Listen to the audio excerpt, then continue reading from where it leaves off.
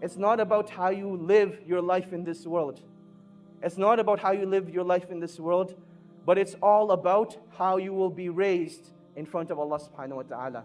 It is all about how you will be raised.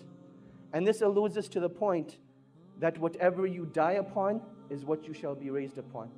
So let your last deed be your best one. And I want to share a nice story from the students of Shaykh Ibn Baz rahimahullah ta'ala. And the story goes as follows. There was a brother who came overseas. And he came to seek a bachelor's degree in any field. And the natural climate was that this was the first time he got freedom from his family. In his society, people are very religious, very practicing. He couldn't have the fun that he wanted to have. So he comes to a place like England. He's in a free mixing university. In a society where no girl looks at you. In fact, there are no girls in your class. Now all of a sudden they're sitting next to you. And you can actually find an excuse to talk to them. Hey, can I borrow a pen? Hey, can I borrow some paper? And conversation becomes very easy. And now that you have a foreign accent, oh my God, you're a fitna for them. And this was the reality that he went through. That he came from a foreign land, and this attraction hit him right away. The initial stages were that he'd just go out for lunch, he'd just go out for meetings, and that is how life continued. He never actually committed zina.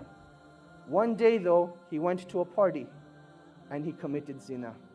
Out of, pure emotion, he committed zina. And when he was done, he just lay there thinking, I have just ruined myself. And he didn't know what to do. He didn't know where to go. He didn't have any close friends that could guide him.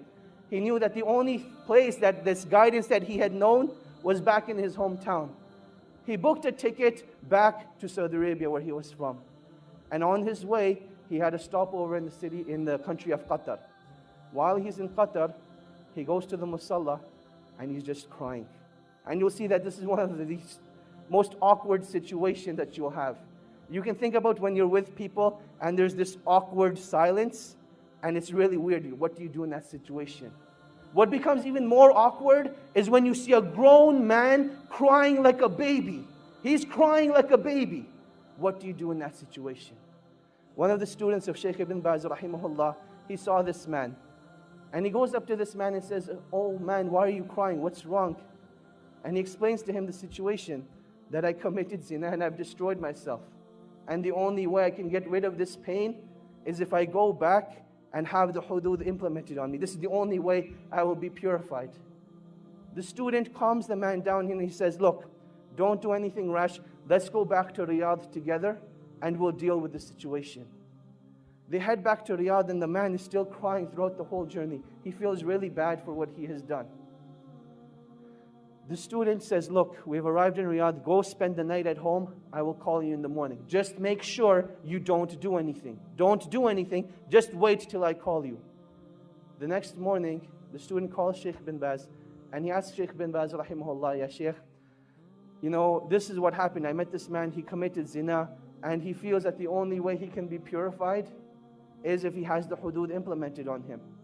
Shaykh bin Baz says, tell this man not to turn himself in, but rather the sin has been hidden from the people, continue to hide it. Rather, seek forgiveness from Allah subhanahu wa ta'ala and turn yourself to the Quran. Let Allah subhanahu wa ta'ala be your guide. So this is what the Shaykh says to the student. The student calls this man up. Let's give him a name now. His name was Ahmed. He tells Ahmed, look, the Shaykh says, don't turn yourself in. Death is the easy way out. This pain and suffering will not be taken away from that act. And Allah subhanahu wa ta'ala does not want this from you. But rather Allah subhanahu wa ta'ala wants you to rectify your ways, turn back to Allah subhanahu wa ta'ala, and that is when that pain and suffering will be taken away. That is what Ahmed decides to do. A couple of days go by, he starts reading the Quran, he starts praying in the masjid, and he says that I've never missed a single salah in the masjid since that event took place. This continues for about 2 weeks. Now this student, he disappeared from the life of Ahmed. There was no contact between him. And then one day, he notices that he has a missed call from Ahmed. He says, later on, I'll give him a call.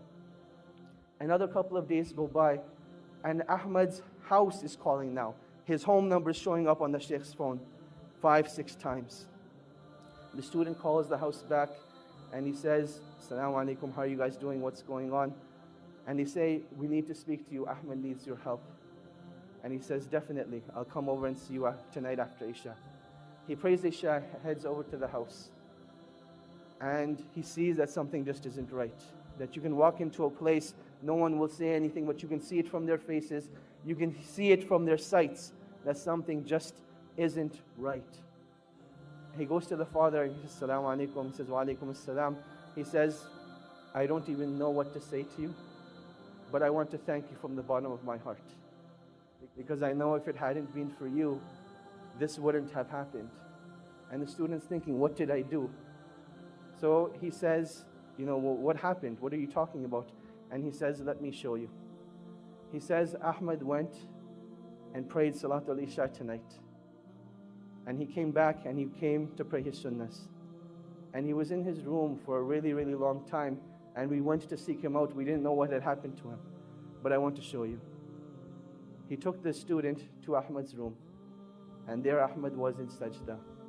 And Allah subhanahu wa ta'ala took his life away at that time. And that is how he passed away. This is the story of an individual, not who was righteous, but this man committed zina, one of the biggest sins in Islam. And this is how Allah subhanahu wa ta'ala took his life away. And inshallah, when he's resurrected, that's the deed he's going to be resurrected on, making sajda to Allah subhanahu wa ta'ala. And that is why when it comes to pain and suffering only becomes negative if it creates a barrier between you and Allah subhanahu wa ta'ala. But it becomes positive. Pain becomes positive, a motivation for you when it brings you back to Allah subhanahu wa ta'ala. And this is what every individual who's going through pain and suffering needs to realize.